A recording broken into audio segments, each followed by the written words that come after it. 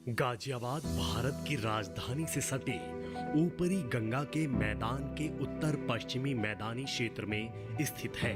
इसी जिले के गांव चोलस से आते हैं हमारे सफल किसान शिव कुमार, जो दूसरे किसानों के सामने मिसाल पेश कर रहे हैं, जिन्होंने साधारण खेती नहीं बल्कि ऑर्गेनिक यानी कि जैविक खेती और पशुपालन दोनों को एक साथ चुना। शिव कुमार जैविक खेती से मिले फल सब्जियों का सेवन करने वाले लोगों का भी ध्यान रख रहे हैं, साथ ही साथ मोटा मुनाफा भी कमा रहे हैं। वो कैसे, तो चलिए जानने की कोशिश करते हैं उन्हीं की जुबानी।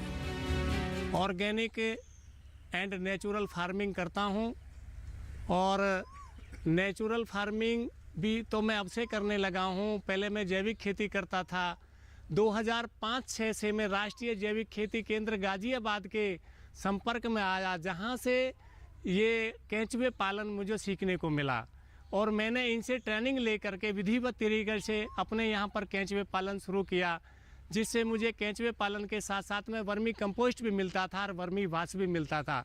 इससे क्या हुआ कि जब मैंने अपने खेतों में विधिवत तरीके से अप्लाई किया तो मैंने वर्मी कंपोस्ट से कुछ किसानों को बेचा भी कि भाई इस विधि से हम जैविक पे आ सकते हैं, और जो हम जहरीली खेती कर रहे हैं, जो कन्वेंशनल फार्मिंग कर रहे हैं, या ये केमिकल फार्मिंग से पेस्टिसाइड से जो हम खेत में लगा रहे हैं, इससे हम लोगों को निजात मिल सकता है, जिससे हम जहर मुक्त भोजन ले सकते हैं। आज भले ही शिव कुमार अपने गांव और आसपास के इलाकों में चर्चा का विषय बन रहे हों, लेकिन ये सब करना उनके लिए इतना आसान नहीं था। इसके लिए उन्हें मदद मिली गाजियाबाद के राष्ट्रीय जैविक एवं प्राकृतिक खेती केंद्र से, जिनकी मदद और सही सलाह अपनाने के बाद शिव कुमार आज एक सफल किसान बनने की राह पर अग्रसर हैं। कैसे शिव कुमार और उनके जैसे हजारों लाखों किसान खेत की मिट्टी को बेहतर बना सकते हैं, बता रहे हैं राष्ट्रीय जैविक एवं प्राकृतिक खेती केंद्र के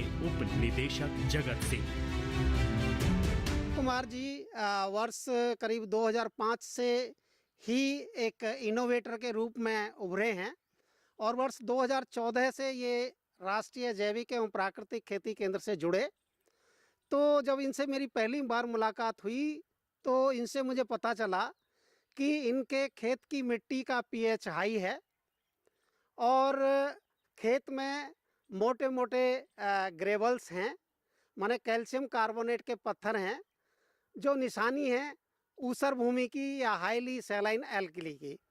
तो उसी समय से हमने इनको जैविक खेती के परिप्रेक्ष्य में 2-3 चीज़ें बताई थी कि एक तो कंटिन्यू आपको ग्रीन मैन्योर का इस्तेमाल करना है, पकी और पची हुई खाद का इस्तेमाल करना है, जहाँ जहाँ पे सैलाइन एल्कली के पैचेज हैं वहाँ पे गोबर डाल के और थोड़ा मीठा डाल के उसको गलाना है, और जहाँ पे ज़्यादा खारी सॉइल है वहाँ की मिट्टी उठा के उसमें मीठी मिट्टी और गोबर डालना है। तो पहले बार में इन्होंने ये काम किया। दूसरी बार में हमारे केंद्र से कुछ कल्चर दिए जाते थे जो डिकम्पोज करने का काम करते थे।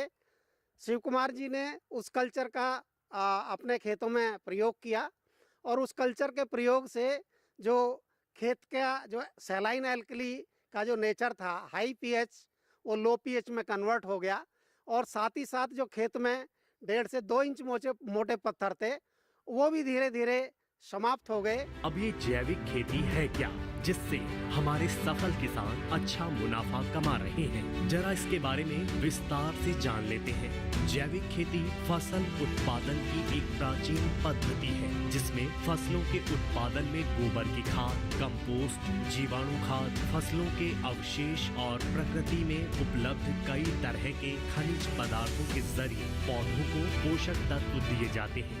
सबसे खास बात यह है कि ऐसी खेती में प्रकृति में पाए जाने वाले तत्वों को कीटनाशक के रूप में प्रयोग किया जाता है। जैविक खेती पर्यावरण की शुद्धता बनाए रखने के साथ ही भूमि के प्राकृतिक स्वरूप को बनाए रखती है। जैविक खेती का मतलब एक ऐसी कृषि प्रणाली से है जिसमें फसलों के उत्पादन में रासायनिक खादों एवं कीटनाशक दवाओं के स्थान पर जैविक या प्राकृतिक खादों का प्रयोग किया जाता है। जैविक खेती को लेकर शायद हमारे सफल किसान शिव कुमार ये जानते हैं कि जिस तरह जैविक खेती बीते कुछ समय में लोकप्रिय हुई है, उसी हिसाब से आने वाला समय जैविक खेती का भी है।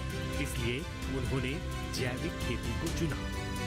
जैविक हर किसी को चाहिए और नेचुरल उत्पाद हर किसी किसान को, हर किसी उसको चाहिए जिनको खाना है। तो उसको लेकर के जितना मेरे पास में उत्पाद था उससे डिमांड अत्याधिक थी मेरी, तो इसलिए मैं बंसी गोल्ड पहले से लगा रहा था। बंसी गोल्ड गेहूं मैंने एमपी वाला गेहूं लगाया था, उसका उत्पादन बहुत अच्छा आया और उसकी जो हमारी पैदावार थी वो थोड़ी सी इससे कम थी, लेकिन जो हमारा खाने में बहुत अच्छी गुणवत्ता देता था HD 226, उसका विकल्प HD 3226 वैरायटी करके मुझे राष्ट्रीय नेशनल सीड कॉर्पोरेशन से प्राप्त हुई। केवल 6 कुंटल बीज मुझे मिल पाया था। तो मैंने विधिवत तरीके से अपने खेत में नवंबर में यानी 17-18 नवंबर को मैंने इसको अपने खेत के अंदर लगा दिया था और इसको मैंने बिजाई सुपर सीडर से की। उसका सीड ट्रीटमेंट मैंने अपने जीएल खाद से वही 1 चम्मच लेकर के और थोड़ा उसमें 1 लीटर पानी डाल करके और मैंने लगभग 3 कुंटल गेहूं को पर्याप्त मात्रा में उससे बीज शोधन किया था और थोड़ा सा उसमें मैंने हल्का सा 250 ग्राम गुड़ घोल कर भी उसको मिला लिया था। उसका मैंने विधिवत तरीके से उसका उपचार किया और उपचार करने के बाद में जो मेरे पास में वर्मी कंपोस्ट था, तो मैंने अपने उर्वरक के फर्टिलाइज़र की जगह वर्मी कंपोस्ट अगले टापे में भर करके पिछले में सीड डाल करके और मैंने अपने सुपर सीडर से इन खेतों की बिजाई कर दी है और यील्ड शायद इस बार बहुत अच्छा आएगा सर। मुझे रेट बहुत अच्छा मिल रहा है। शिव कुमार का मानना है कि गांव में खेतीबाड़ी आपसी सहयोग से की जाए तो काफी फायदा होता है और इससे आय में वृद्धि के साथ गांव का भी विकास होगा।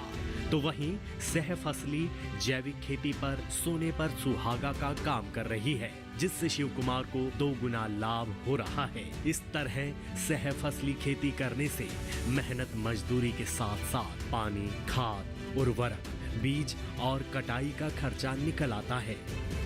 पहले जैसे हम खेती कर रहे थे, अभी भी और अच्छे तरह से उसको खेती को कर रहे हैं। हम फसल चक्र में लेकर आए हैं। एक तो फसल चक्र से फ़ायदा क्या है कि जो हमारा ये जो वीड है, ये वीड अपने आप ही कंट्रोल हो जाता है फसल चक्र से। जैसे हमने अब तिलहन यानी तिलहन लगाया है, तो तिलहन के बाद में फिर हमने इसके तिलहन के बाद में जैसे मक्का लगाया है, मक्का के बाद में हम और सब्जी वर्गीय यानी कद्दू वर्गीय फसल इस तरह से घिया, तोरई, ककड़ी, खीरा ये इस तरह से ले रहे हैं।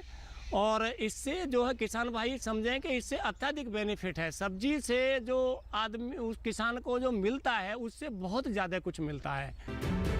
इन फसलों में धान और गन्ना जैसी फसल मुख्य हैं। गन्ने के साथ सह फसली करने के एक नहीं कई फायदे हैं। जहां गन्ने की फसल को पकने में 10 से 12 महीने लग जाते हैं, वहीं 60 से 90 दिनों में दूसरी फसलें पक जाती हैं। इस दौरान बीच बीच में सब्जियों और दलहनी फसलों की खेती करने से 2 से 3 महीनों में दूसरी फसलों की उपज से पैसे मिल जाते हैं। अच्छी बात ये भी है कि ऐसा कर हमारे सफल किसान अपनी जैविक खेती से दूसरे किसानों को भी प्रोत्साहित कर रहे हैं।